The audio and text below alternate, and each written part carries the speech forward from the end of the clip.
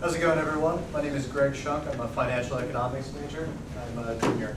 I'm studying walkable communities and sustainable development, how that affects enterprise. If I just take a quick poll of the room, who here drove today to get to this point? And myself included. Anyone take a bus? No, not the bus crowd. And did anyone walk? A couple of people. And that's why Binghamton does it best. We have a pretty walkable community here, but we need to focus on that more. This is a beautiful day out. It's not always like that. That's what walkability is about. Think of your experience as you're driving a car. It's not usually associated with an enjoyable, passive stroll downtown. You know, somebody just cut you off. There's that red light. The light's been there for a minute now. You're late. You can't find a parking spot. Walkable communities aren't like that. They're laid back. You know your neighbors. You interact with people on a daily basis. Think about if you stroll through your office. You say hi to your coworkers. You catch up. You know, when we're walking across campus, we're saying hi to friends. There's that professor I know. That's what having a walkable community is about. People walking about, being part of the community. As you can see here, walkability is important because it's about building social connections. You know, these are community events. These are your neighbors. You catch up on their lives. Everyone's connected. You feel part of something. That's what's important about walkable communities. Is you feel a part of something. You make an impact on the community in which you live in. This leads to local marketing, part of the buy local, be local. We'll talk about the Binghamton Regional Sustainability Coalition later. That's their mission. They want you to be local, support the local community. And when you have a community that you feel a part of, you belong, you have this sense of community, you're going to retain students, you're going to spend local places, you're going to have more business advertising, and you know what? That's going to lead to more local business growth, which means more dollars in Binghamton. It means more growth in Binghamton. So what do? We have the Binghamton Regional Sustainability Coalition and Binghamton Rising. This is about rising as, lifting others as we rise. So they're about being local, focusing on local development. And I would like to thank David Curry, who's been really helpful to me as far as opening my eyes as to what's going on around here. And one of the things that he pointed out, which is a great movement, is the Binghamton Community Gardens Vines Project. If you don't have a car, it's very difficult for you to get fresh produce in Binghamton.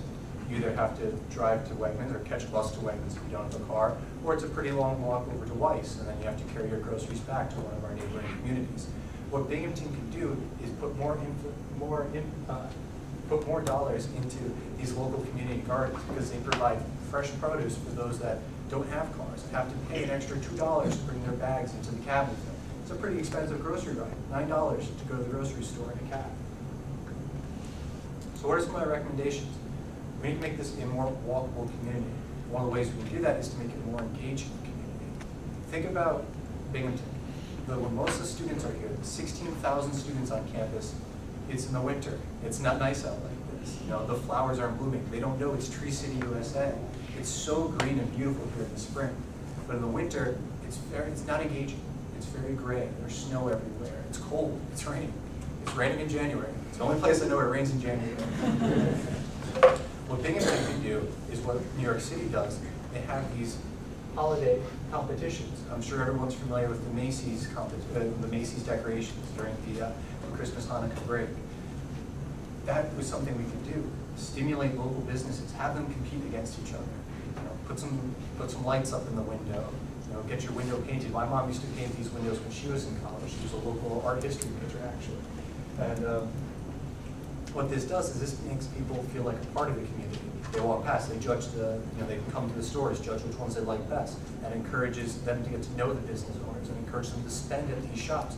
And it encourages people to take pride in their community. Also, you see this right here, a little bit of lights downtown when I heard. We walk out of the Binghamton Library in the winter, the trees don't have leaves on them, you don't notice them. So they put a little bit of white lights around them. It's colorful, it's bright, lights it up at night. You know, makes the streets feel more friendly, more approachable. Makes you actually want to walk downtown. Makes you want to walk to Burger Mondays, to go to the Mad Moose.